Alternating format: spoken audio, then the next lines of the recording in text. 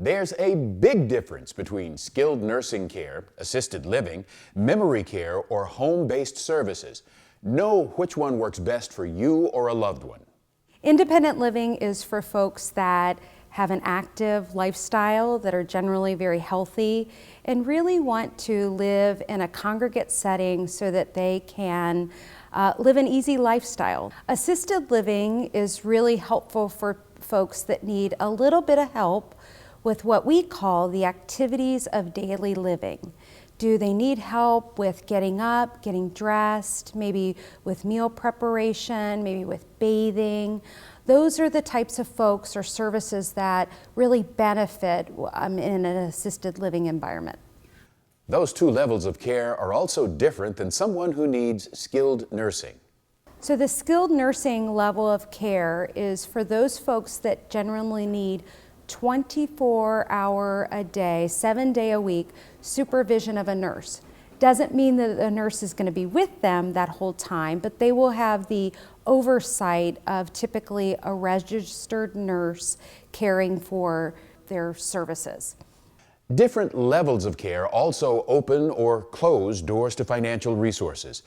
Be sure to ask what is covered by programs like Medicare and Medicaid and what will come out of your pocket. Also, consider your future. This is your next 5 years, your next decade, and I would encourage everyone to plan accordingly.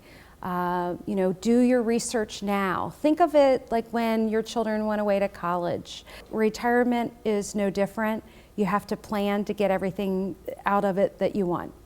Caring for someone with memory impairment illness takes specialized care. Arden Courts here in Cincinnati has memory support services for loved ones and a support system for families. Alzheimer's disease has become one of the major threats to our aging population.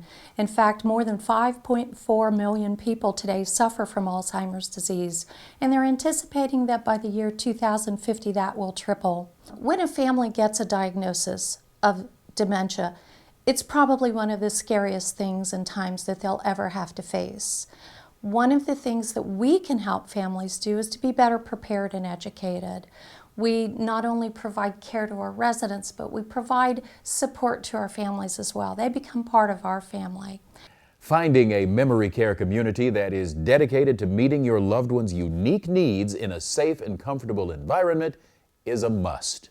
We create a care plan, a personal care plan for each resident that focuses on, first of all, their diagnosis, second of all, their physical ability, third, their cognitive ability, and then fourth, of course, personality, biographical things to make sure that we're providing exactly the right care for these folks. Finding a good community that can provide all those aspects of care for an individual who has this illness is the best thing to do. It provides them with a meaningful life and provides them with contentment and the best type of life for the time they have. While talking to a myriad of local experts for this special, we did find one common thread in all our conversations across all professions. Be proactive. The best advice that I would have for people is to do long-term care planning for yourself, or if you see that you're going to be likely caring for aging loved ones. Do that before your life becomes so caught up in caregiving that surfing the internet looking for information is really not an option. Be sure to tell friends and family about the decisions you've made as well. That way, everyone is on the same page. Being proactive can mean anything from getting legal paperwork in order, downsizing your belongings, or even looking into senior living places. I think it's worth considering maybe a little earlier on, even when there aren't safety or functional concerns, is that perhaps just the stimulation of life in an assisted living facility, for instance, where an individual can have activity to participate in physically, cognitively, socially. I think that can be a good reason to consider moving. If you're planning on staying in your home, as most seniors are, think about what upgrades or changes you might need to make to your home. Making these changes might not sound pleasant right now, but in the future, you will be grateful. When individuals are stubborn, a lot of times it might be a matter of they don't realize the benefits of making changes in their home, making just simple changes in their life that can enrich their life in so many ways and keep them independent. Also, think about insurance, like the programs offered through Confident Living. It's like buying insurance for your aging needs. Saving up now could help keep you in your home longer. Our program is really for anybody between the ages of 50 and 80 years old who is in general good health, that has a desire and a passion to remain in their own home for as long as possible. The key benefits to our program are really the care coordination, that immediate relationship with an advocate who can help guide you through any health crises or when the need for services arise. Additionally, there is that wellness component to help your care coordinator work with you to develop a personalized plan to help you remain vibrant in your own home for as long as possible, and then provide the advice and guidance and resources to help you do that.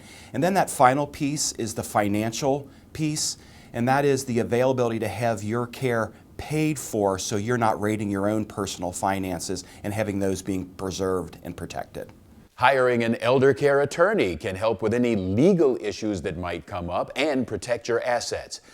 An attorney isn't just for Medicare issues, they can also help if long-term care is needed. People come to us and walk through the door, and it's really finances that are top of mind. And that makes sense because it's a law office, right? They're going to the lawyer to figure out what they can do legally and financially.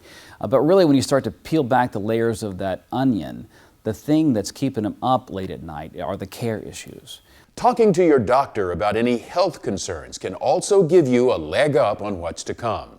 Regular exercise now can combat many problems older adults might encounter in 1, 5, or 10 years. You know, we often turn to the adage, use it or lose it. That's true about us physically with the whole aerobics revolution such that we need to maintain physical health by being active aerobically in terms of resistance training.